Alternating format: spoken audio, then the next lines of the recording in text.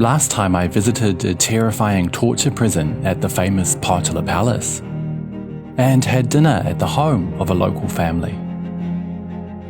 This time, I'm heading to Xizang's second largest city, Rikadze, to meet a woman who was born a slave, only freed when the PLA came rolling in.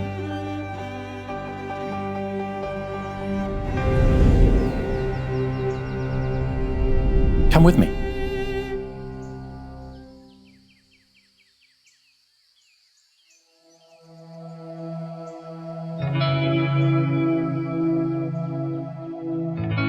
Today I'm heading for the city of Rikadze, located some 280 kilometers southwest of Lhasa on the G318 highway.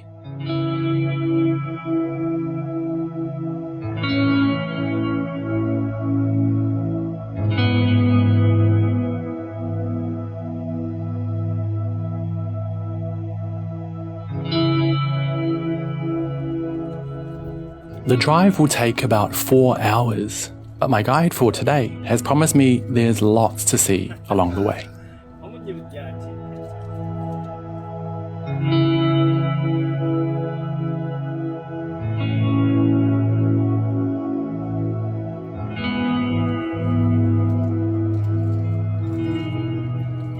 Where did you learn English? I studied English in Lhasa. Oh, really? Yes. And in a school or just by yourself? Until the high school, I studied in school. Then after the finish it, then I studied by myself. And now, do you take a lot of overseas tourists around here in Xizang? And yes. And you can also, talking with them, you can practice your English. yes. It's a very good chance to practice my English, and also I can share Tibetan culture for them, and also I can learn a lot of things from them. Right. Yeah. Our first stop is this literally breathtaking lookout situated over 4,000 meters above sea level. 这里很漂亮。我们这里多高呢？这边现在海拔4280米。今天到了最高点将近5000米，5000米，就差2米，4998。对，我们现在 Here you can buy the usual touristy souvenirs, or meet these little cuties who will help you vow never to eat lamb again.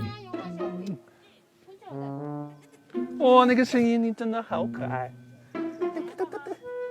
It'll cost you 20 yuan to cuddle, so the sneaky lady made me hold 2 for an extra 20 kwai.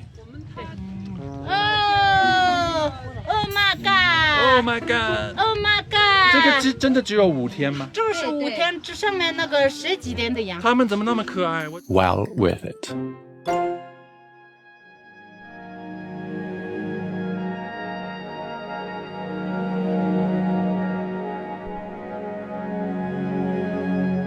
We continued to our highest point on today's journey, the Karuola Glacier.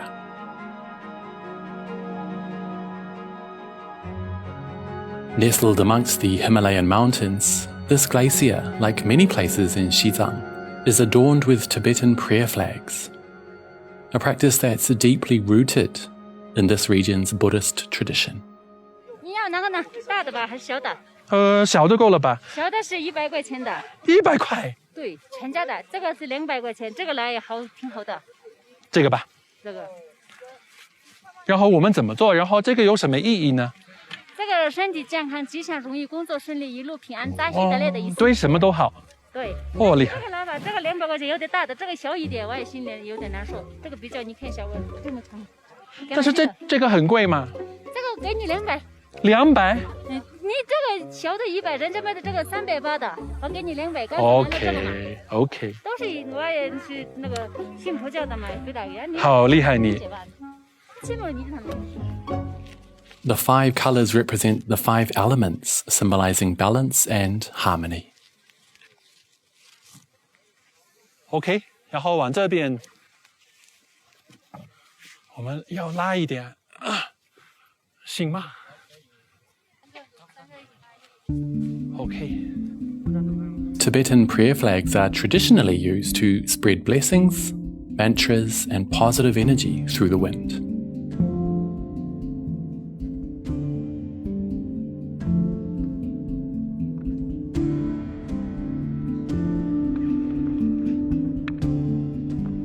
On the way, I was really honoured to meet a man who's been prostrating along the road with his goat for company for the past 4 years.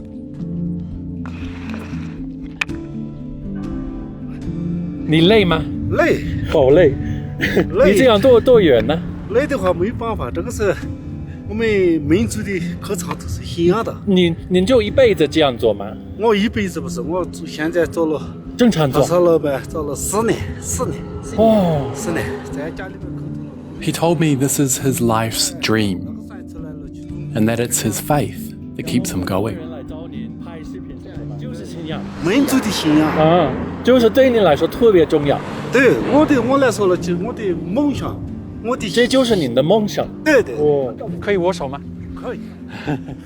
非常好，谢谢你，拍个照。能够坚持下去就特别厉害。好，谢谢啊，一路平安。好 ，See you later.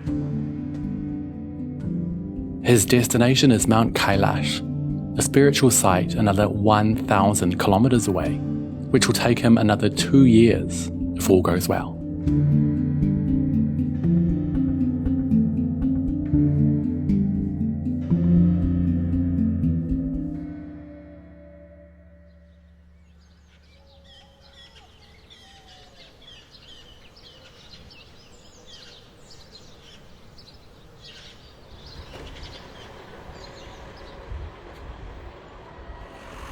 As we approached Rukadze city, we had to stop off at Gyantse, a small town of 68,000 and home to the Gyantse fortress, where the Tibetan people tried their best to fight off a British invasion in 1904.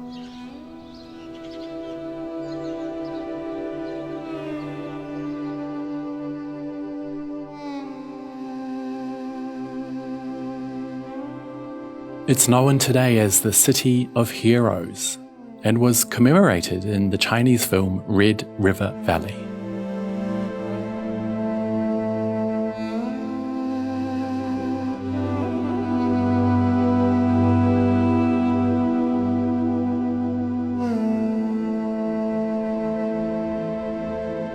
The British led up to 5,000 British and Indian soldiers into the region in an effort to force Xizang to open up to foreign trade.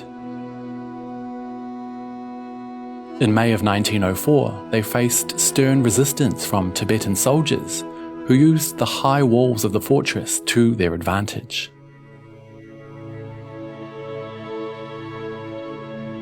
But their weapons were no match, and by July the British had killed hundreds of Tibetans and taken over the town.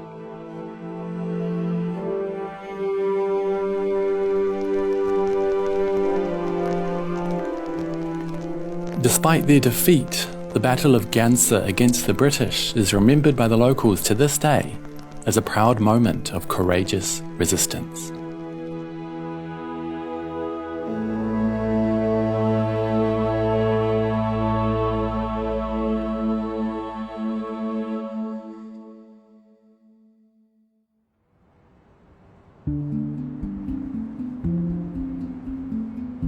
This is Rukadze, the second largest city in Xizang, home to more than 200,000. This place is the base of the Panchen Lama.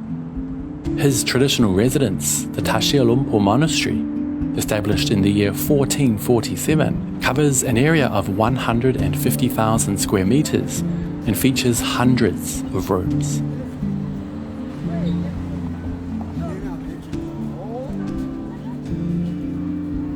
But to be completely honest, I felt like I'd already seen enough Buddhist history and decided instead to spend my morning checking out a local street market at the base of the monastery. This is Tseding, a Tibetan interpreter who's agreed to help me out here in Rukadze. So this is like a morning market, right? Yes, Every day? every day. Wow, it's so beautiful. Yeah.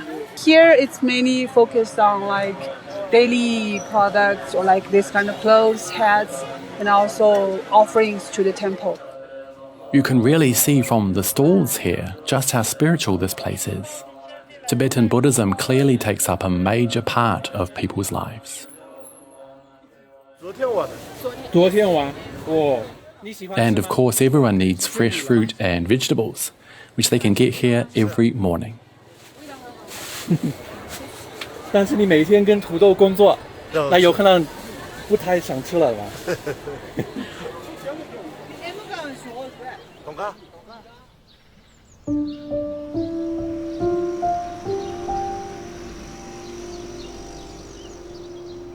But the main reason I've come to Rikadze is to visit the Pala Manor, the former home of one of Xizang's great noble families.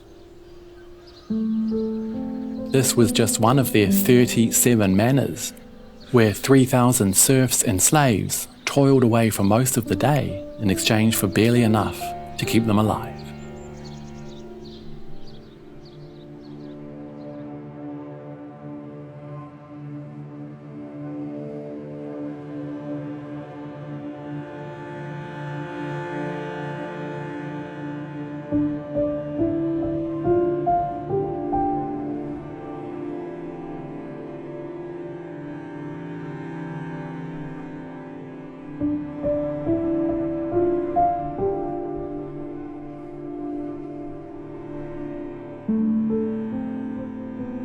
While the Pala family enjoyed their palatial home, imported goods like designer handbags, foreign makeup, Rolex watches and Mont Blanc pens, their slaves endured much more difficult living standards.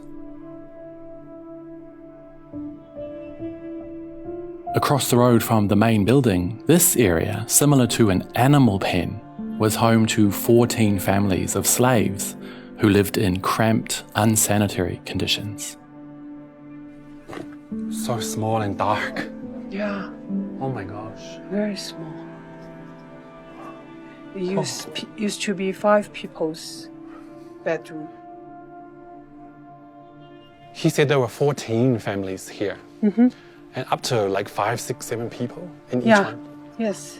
So what would they do? Come here in the evening, eat, sleep, Yeah, I think this is the place where they sleep. and then go Mainly back, for sleep, yeah. back to the manor to work. Yeah. Not paid.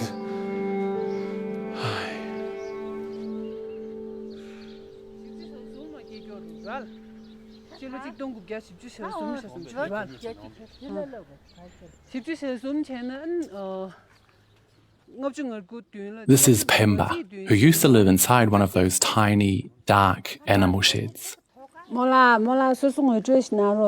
She was born in bondage, owned by the Pala family.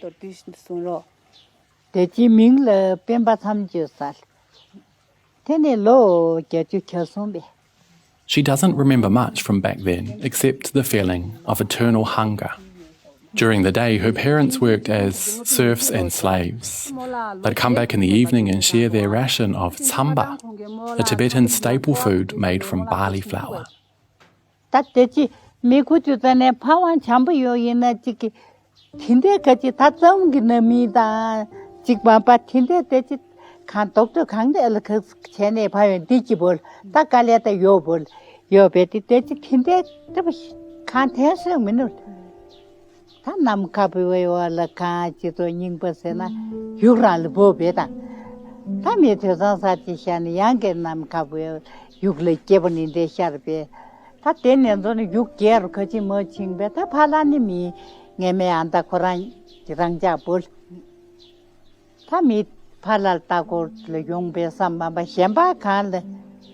When she was 8 years old in 1951, the People's Liberation Army came rolling in, giving her freedom for the first time.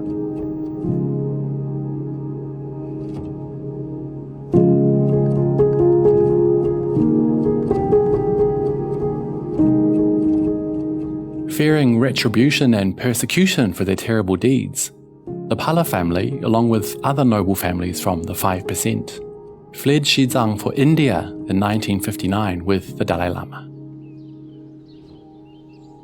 The Chinese government confiscated their estates, including Pala Manor, and redistributed land to the former slaves.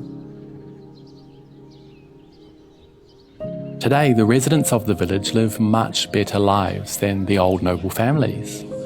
Downstairs at the village community centre, the elderly, all of whom share the same stories, enjoy each other's company. Here, the government provides free lunch on a daily basis, and, of course, butter tea.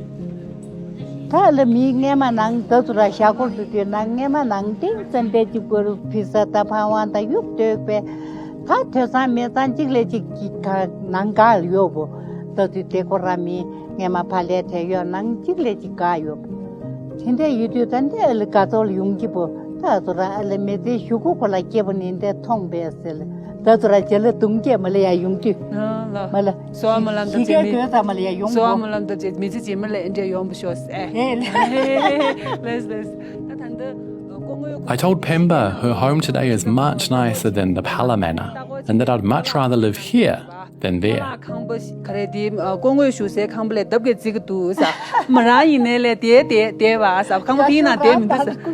She feels the same.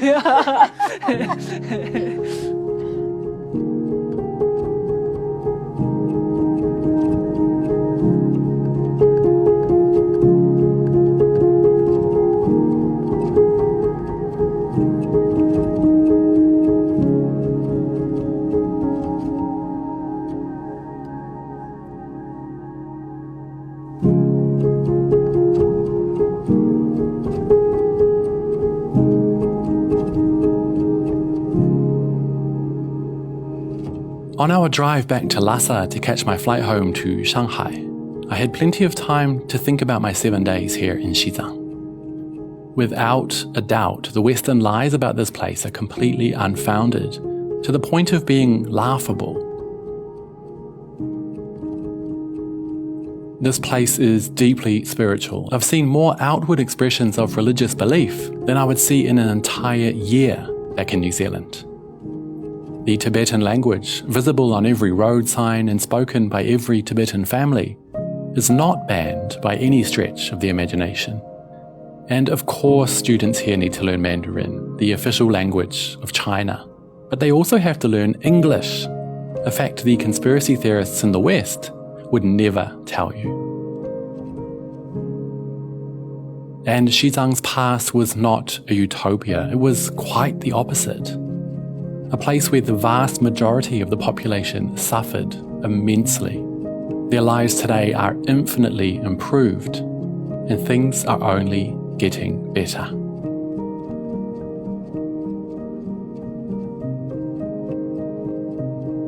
So, what would I like to show the world from my 7 days here? Well, that's simple. That they've been lied to. You know what they say? The truth always comes out in the end.